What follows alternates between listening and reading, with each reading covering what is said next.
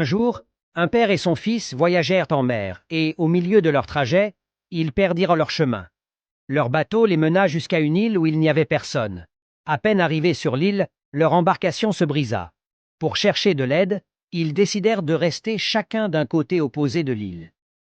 Avant de partir, le père dit à son fils: « Nous devons prier Dieu pour qu'il nous vienne en aide. » Après ces paroles, ils se séparèrent et commencèrent chacun à prier Dieu.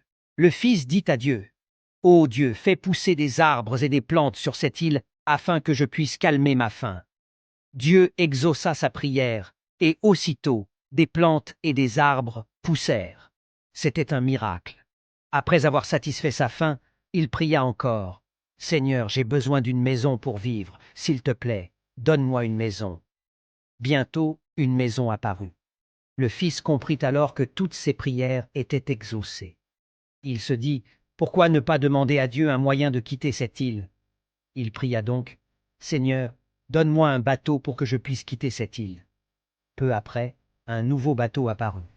Le fils monta à bord et s'apprêtait à partir lorsque soudain une voix descendit du ciel et dit: « Fils, pars-tu seul?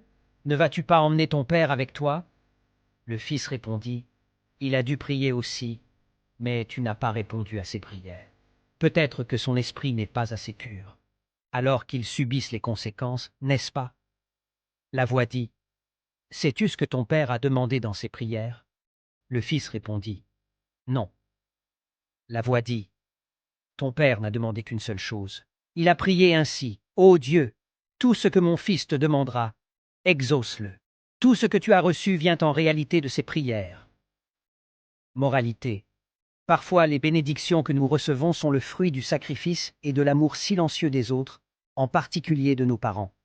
Il faut rester humble et reconnaissant, car nous ne savons pas toujours ce que d'autres ont fait pour nous en coulisses.